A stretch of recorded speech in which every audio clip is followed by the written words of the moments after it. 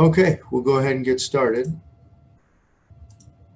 So this is CPS Web Tips for Winshuttle, and my name is Jason King.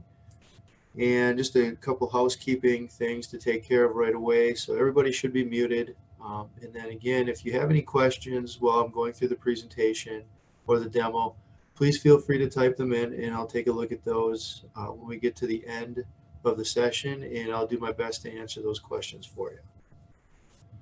As I said, my name is Jason King. I have over 16 years of SAP experience, both as a SAP business analyst on the technical side of things, as well as a user, and over 8 years experience using Winshuttle and also teaching others to use Winshuttle products. And prior to joining Clear Process Solutions, I was the leader of the Wisconsin Winshuttle user group. So our topic today is JavaScript. Fake it till you make it. Purpose of this is to really just give you guys an understanding of some of the things you can do within Composer to, utilize some built-in rule wizard functionality that'll give you JavaScript that you can then steal and create your own JavaScript functions. So what I'm going to do is I'm just going to kind of walk through the rule wizard and how to view JavaScript code and some of the cool things that you can do and some of the code you can generate using the rule wizard. Then I'm going to create a JavaScript function using the rule wizard only, and show just a couple of JavaScript resources that I like to use, and then demonstrate how to test the code in a form before you deploy it. So we'll walk through those kinds of things. Just a heads up, the function that we're going to write today is going to be built completely using the rule wizard. Now, because we are building it using only the rule wizard, you probably could have done it with rules, but I just don't want to get into too much complexity with JavaScript writing. I'm not going to start like a basic JavaScript class here. I just want to give you an idea of some of the things that you can steal from Composer generated code that would help you more easily build a JavaScript function and then take it from there. So real quick, what I'll do is we'll jump into Composer, and we'll just demonstrate the rule wizard. Okay, so it doesn't matter which field I pick. I'm just going to go into the material type field here, and then I'm going to edit the rules, which then opens up basically what we call the rule wizard. I'll click add a rule. The name doesn't matter because I'm not going to keep this rule. And what I want to do right now is just set it to actions, because that's really what we're going to be focusing on when we use these rules to generate our code. So the first thing that we're going to look at here is the condition, right? So when you're creating a rule, you set a condition where the rule will only run if this condition is met. This is basically how you generate your if statement for your JavaScript, right? So if I said material type is equal to FERT, and I click OK, what that's going to do is generate an if statement here. So before I add an action, I'll show you that real quick, right? So I hit OK, and then now I'm just looking at the rule. It doesn't have any actions. But I can click this ellipses button right here, there's 3 dots, and I get this drop down, and then I can view the rule JavaScript code. So when I do that, I get this if statement here, right? So it says if the value of material type is equal to FERT, and then there's these brackets. The brackets are key because this if statement says if this condition is met, if material type is equal to FERT, I'm going to do whatever in between these brackets. And right now there's nothing in between them because we didn't add any actions. Okay, so I'll cancel there, and then we'll jump back into the rule. Okay, so now I'll add an action. And really, when you add an action, you have to stop and think, okay, what is it that I need my function to do, right? So maybe I need it to set a field. Maybe I need it to add a row to a table. Maybe I need it to show a message. All these different kinds of things. So that's really what you want to do with your action is, okay, if I needed to set a field value, I'm going to go down to set a field value. I'll select that. I choose the field that I want to set. Maybe I want to set, we'll just say material group. Okay, and a nice thing here is if you type it in, it'll limit your search, so you don't have to scroll through a lot of fields if you have a lot of fields in your form. All right, so I have material group, and I'm going to set it to, just for now, just to show something, we'll just set it to test. Okay, so hit OK, and now when I hit OK and I go back again and hit the 3 dots, and I take a look at my JavaScript code, now you see I have this if statement.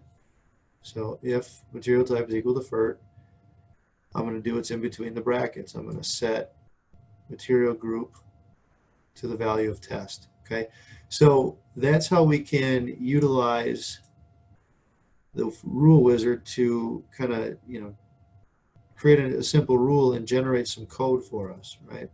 So if I go back into the rule, just wanted to show, some of the more popular things that we have available to us, like, we can add a row to a table, so add new row, right? We can change field properties, so we can, we can show a field, hide a field, enable, disable, require it, not require it, okay? Change group properties, same thing, just applies to an entire group within your form, all right? And then, we can empty a table, we can, kick off a query, we can, set a field value, show a message. These are some of the more popular things that as you're building a JavaScript function, you might want to do, okay? So I just wanted to show you and make sure you're aware of those, and then also understand that within each of these actions, you can take things a step further to really generate some JavaScript code. For example, if I choose set a field value, and I wanted to set, let's just say description length, a little foreshadowing here.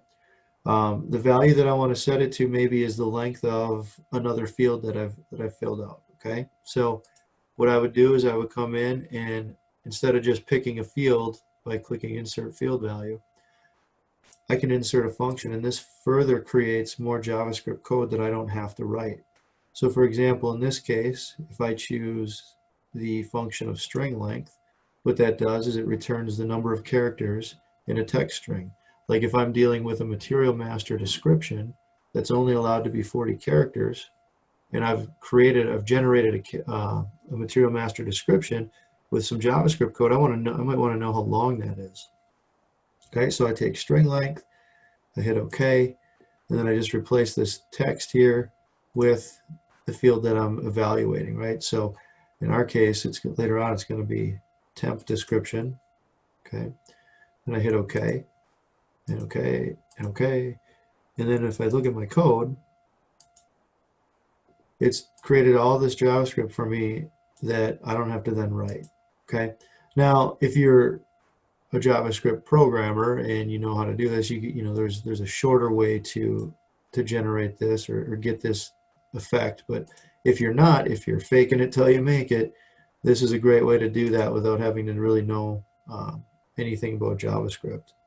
Okay, so that's just an example of some of the actions you can do, the functions that are available, and then how to view the JavaScript. Okay, so we'll just jump back to the presentation. The next thing I want to talk about is a scenario that we have here. Okay, so in my example, I'm going to build a material description. I'm going to create a JavaScript function that I can click a button and it will generate my material description based off of fields that have been populated in the form by the user. Okay, and I'm going to kind of look at my business rules here, or my requirements, and basically my requirements say that for a finished good, I need to have brand, space, free text, which is a field that we'll see in a minute, space, material group, space, flavor, unit of measure, package type, length, width, height, etc. Okay, so what I need to do is build out a material description that has all of this information in it. And then, oh, by the way, if the description is longer than 40 characters, one of the things that I can do is abbreviate material group as follows, and then we have some abbreviations here.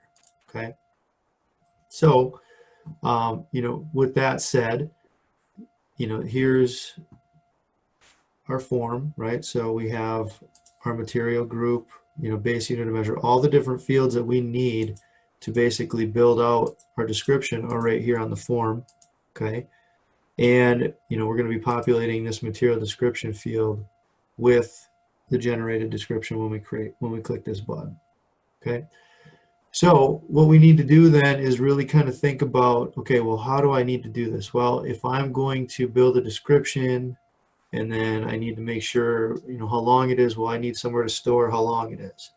And if I might be changing it, I need to store, a temporary description, right?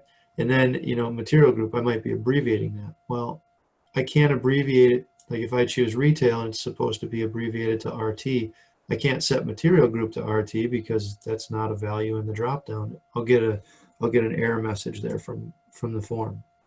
So I need a field to set, store that as well. So what I've done here is created, basically what we call helper fields. So I have description length to determine how long the description is. I have temp description, which is what I'll use to set the material description before I set the final description. And then I have a temp material group, which if I need to, I can set this, right? I can set this to the temp material group and abbreviate it, okay?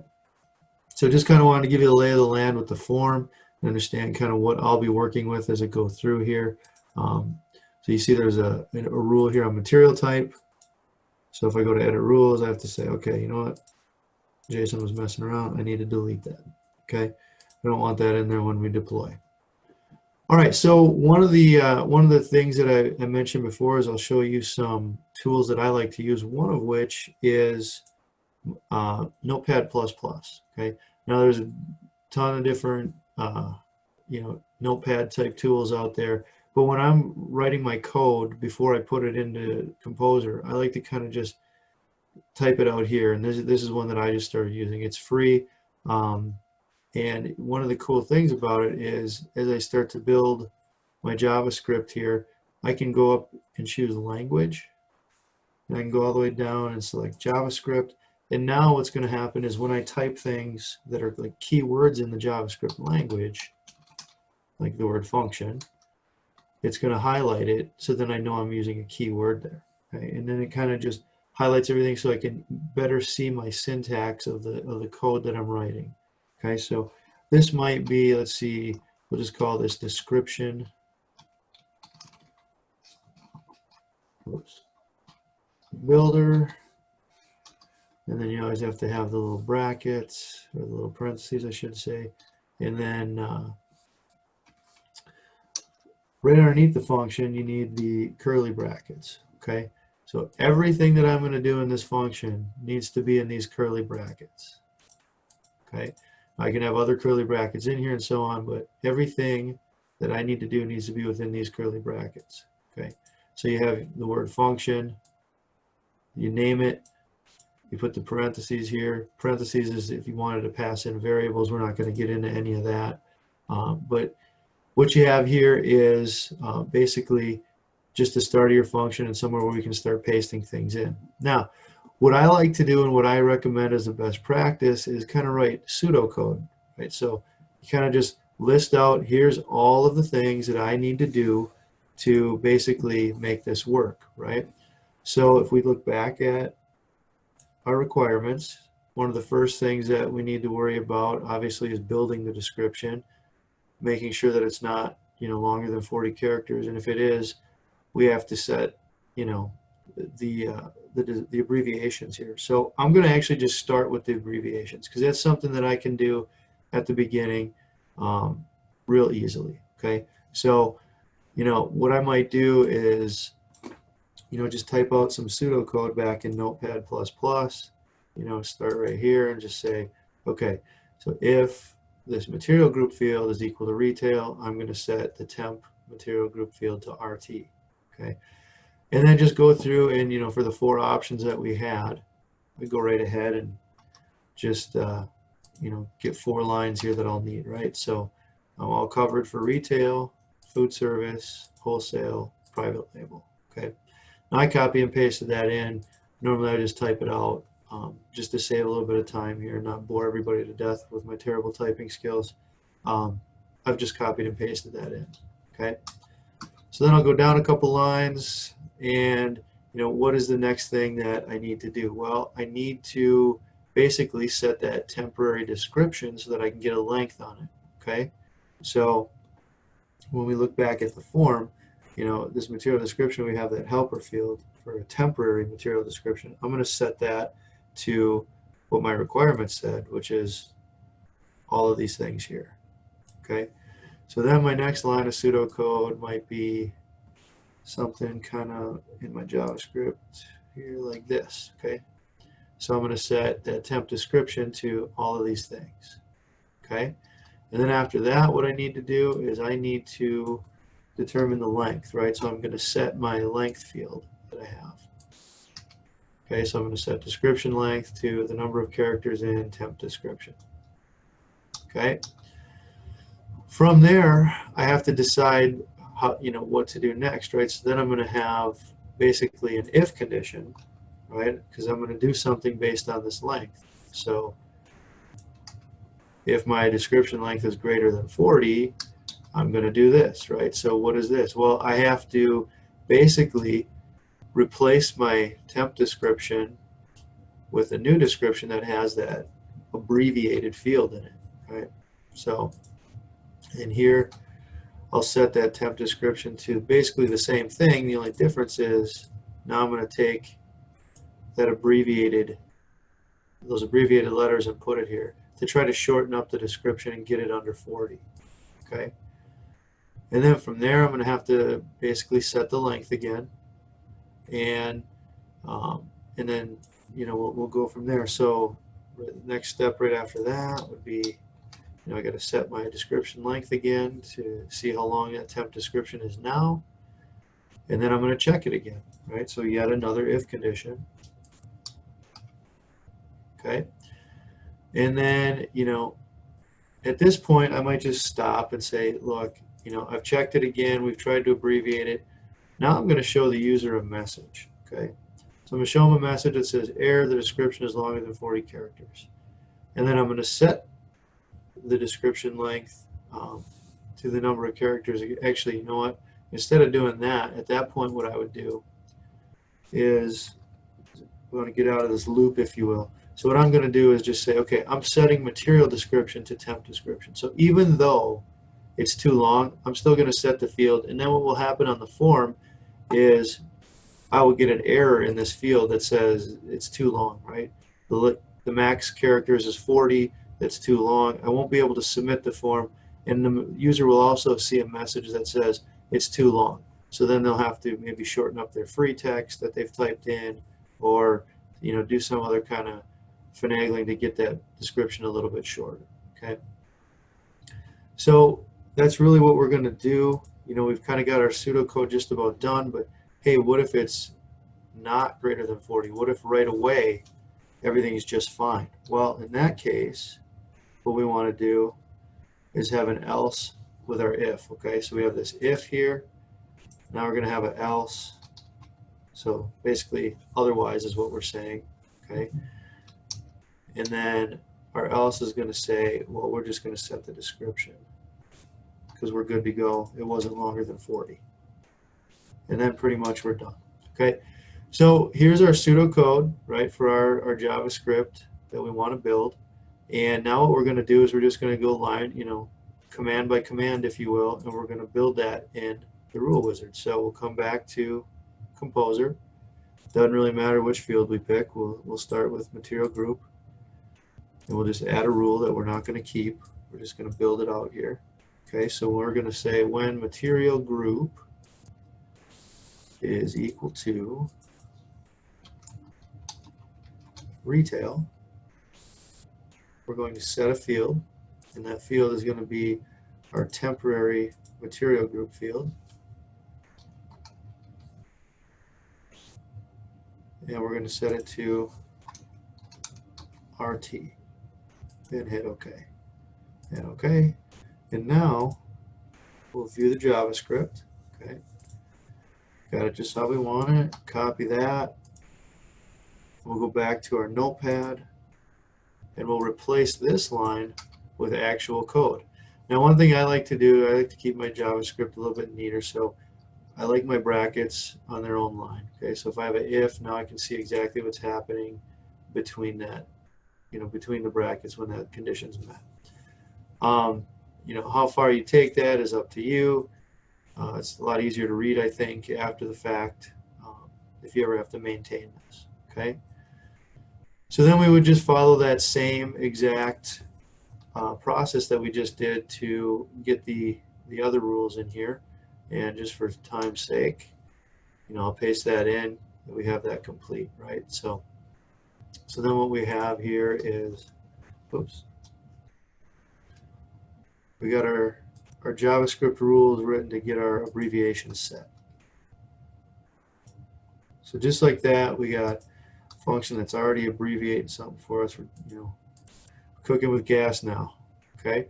All right. So then we got to come and we say, okay, we got to set our temporary description to, all these different fields. Okay. So we'll go back to Composer.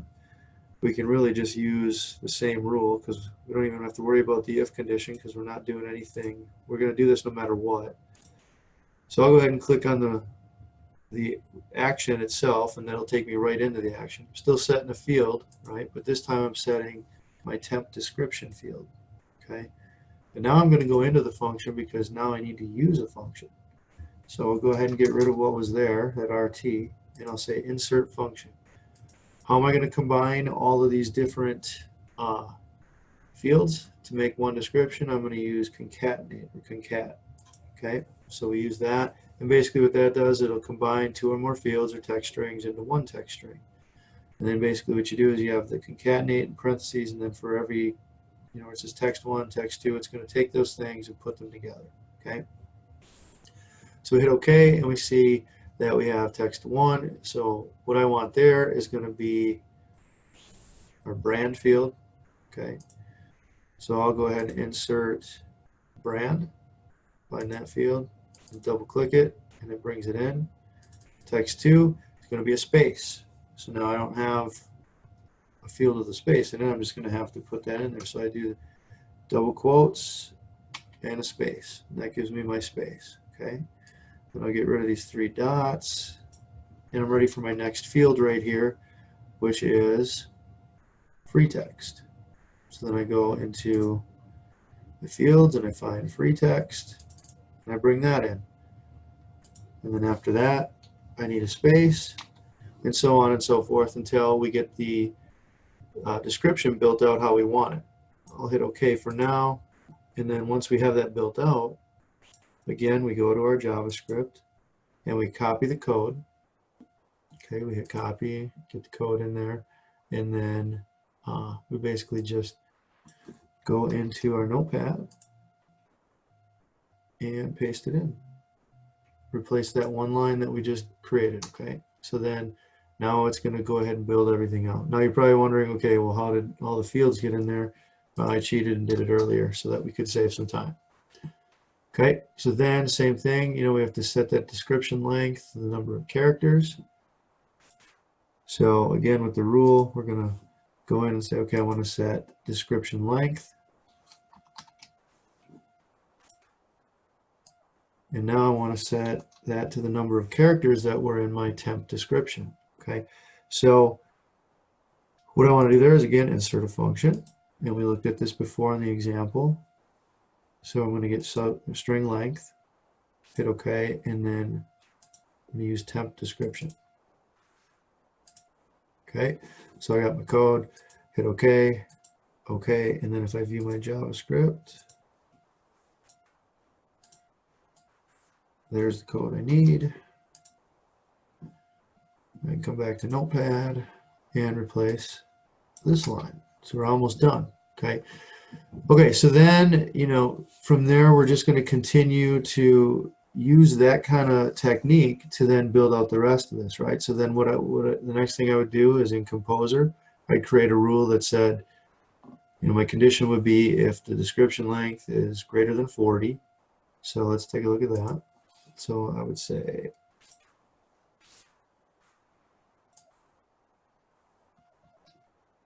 description length greater than 40. I'm going to, then I'm going to add my actions that I would have, right? So you'd be setting, the temp description to basically use the same fields that we had before when we did our concatenate, right? Except the difference is this time when we did after we did our concatenate,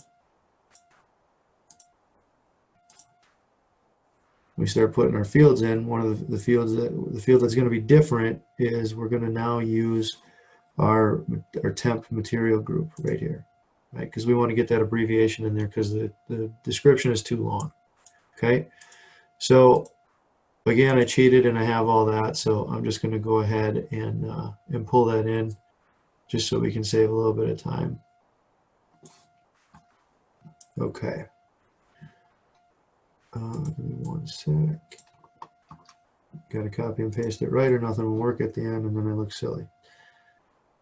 Okay, so basically what we're saying is we're replacing all this right here. And we're saying, so if the description length is greater than 40, we're going to set this field. And then I also went ahead and captured the, we're going to reset the temp description length, right? We're going to get that length again. And we have that right here. So we could just easily copy that right there and paste that in right here, okay? Okay, so then, you know, from there, and I just need to get rid of this because I already have it. So then we have the next if condition. You know, if it's greater than 40 again after that, we're going to show this message, okay? So within Composer, you just create another rule.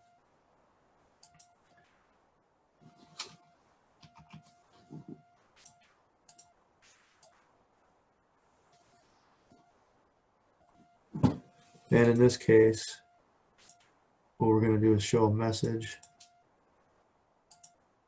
Okay, you can type your message in here,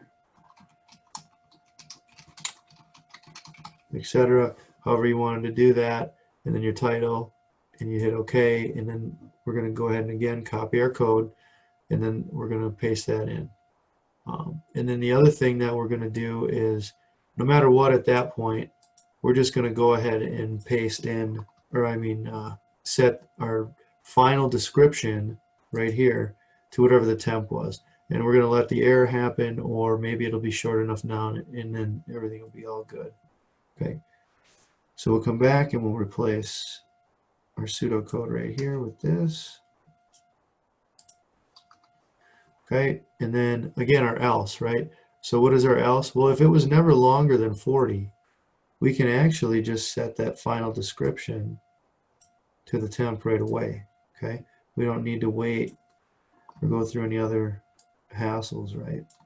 So we can just do that. Now, I will tell you that the else, just like the if, needs the little brackets, okay?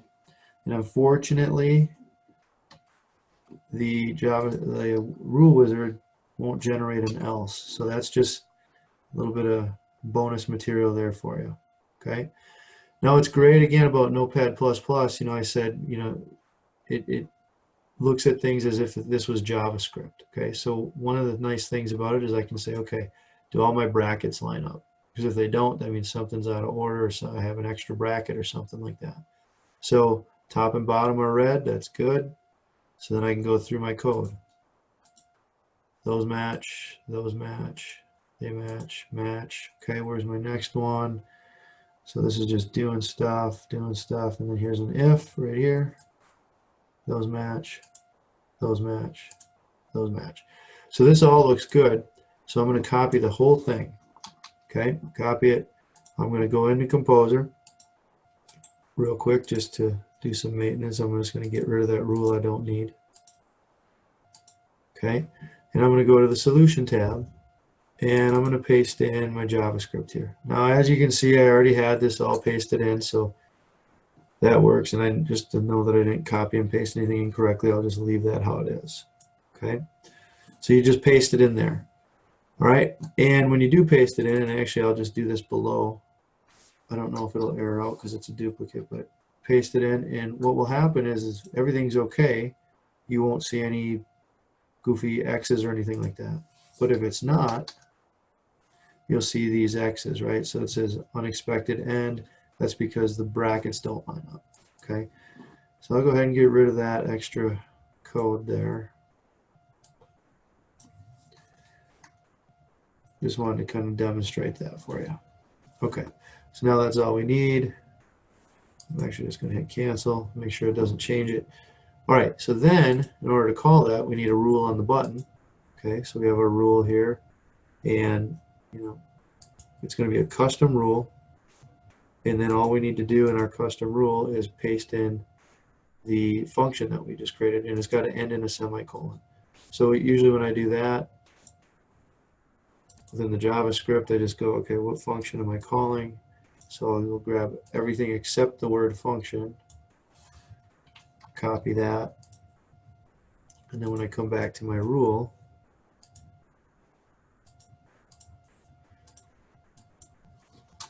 just paste that in and then put a semicolon right after it and hit OK. All right, so now we're ready to deploy. So we go ahead and deploy what we've just done, hopefully quickly.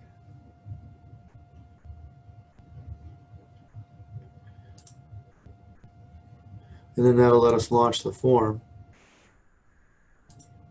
There we go. And then when the form loads up, so we'll take finish good.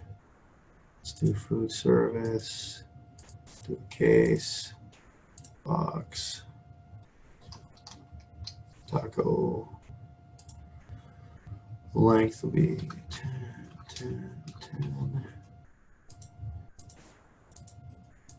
Okay. All right, so I have all my fields filled in, then I create material description, and it sets it up just fine. But notice that it did actually have to go through and shorten up food service, right? So what happens if I choose a shorter one like retail? See, it didn't have to do it there because retail fit in there and it's within 40 characters. But if I say I'm making tacos instead of a taco, and I do it again, notice it then that pushed it over the limit. It then had to abbreviate it, okay? And if I say super taco, not sure what that is, but it sounds awesome. It's still over the 40 characters, so as you can see, I get my message that says, hey, this is too long. So I hit OK, and then I still wouldn't be able to submit this because it's too long, right? So it, put it in here, but it's showing me it's too long. If I tried to hit the submit button, if there was one on this, it wouldn't let me because I have this validation error. I'd have to go back and do something different. Maybe I got to just say it's, a soup taco. That sounds gross. Or come up with some kind of change there to make that better and make it fit. Okay. So that's really how we would do that. So that's how you'd use JavaScript, the rule wizard, to generate JavaScript where you can build out a function. It's interesting, like the different times I've needed this. This is an example, obviously with some other extra code in there. Another thing is, like, if I'm filling out these fields and then this button actually adds this information to a repeating table, it's really useful there.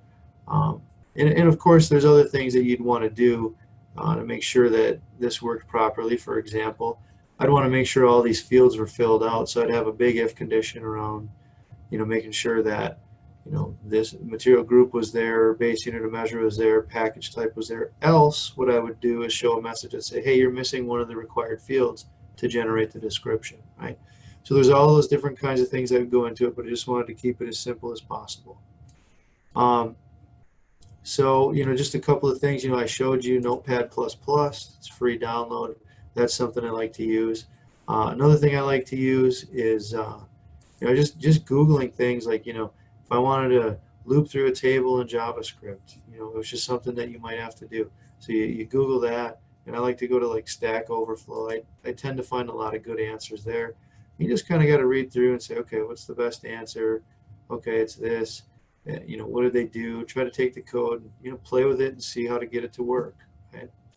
Another thing that I like to do is, if I have my code all pretty much good to go, so we go back and we see, okay, instead of, deploying, like if I had my code and I wasn't quite sure if I had it right, one of the things that I can do is in Composer, I can quickly grab my code, and I would actually not want function part. So I quickly grab my code and then go back to my form, and I can press F12, and that's going to bring up the debug window, if you will. Go to the console, and I can paste it in here and hit enter, and then go back and see what happened. And as you can see, it did the same thing as if I hit the button, right? Because now you see the word test in there. And then if it failed, it would tell me that it failed, and I could kind of figure some things out there and say, okay, I didn't have to go through the process of deploying to figure that out. You know, I just hit F12, pasted my code in, see if it worked. Okay, so that's another thing that I like to do. So with that, let me just check, see if there's any questions. Okay, so here's a question. So is it better to use the rule wizard or just create JavaScript functions? Well, I think it's always best to use the rule wizard whenever you possibly can. You know, the purpose of this tool is to not only automate business processes with as little code as possible, but, you know, try to, you know, if you can, go to no code. Sometimes a process is just going to be too complex and it's going to require some coding, you know, depending on the requirements. But, you know, in most cases, it's easier to interpret and maintain rules that were built by the rule wizard than it is to try to figure out JavaScript. So you want to use the rule wizard whenever you can. All right, let's see. Other questions. Could this have been done with the rule wizard rules? Yeah, so, you know, I kind of mentioned that a little bit earlier. So yeah, we could have created this functionality on the button using pretty much just rules.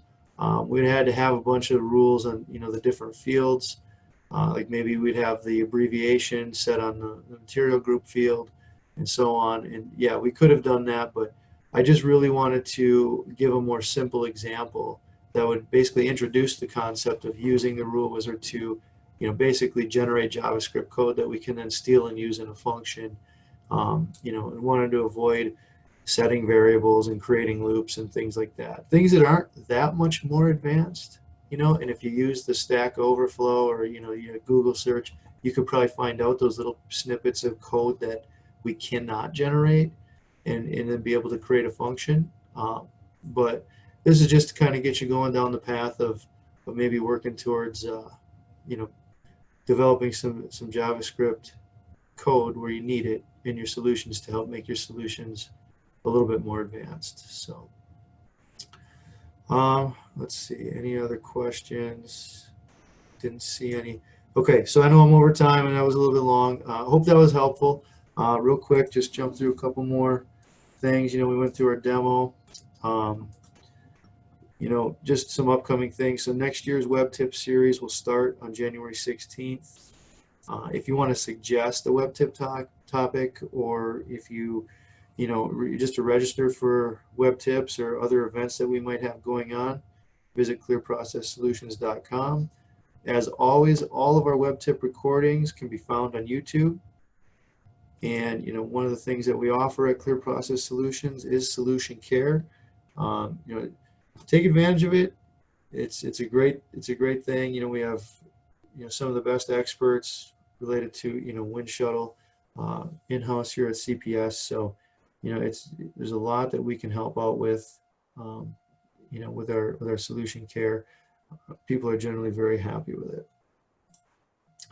Other than that, here's our contact information, how to get in touch with us. I'd like to thank everybody for listening. Hopefully it was helpful. And, you know, go out there and start taking a chance on coding some JavaScript.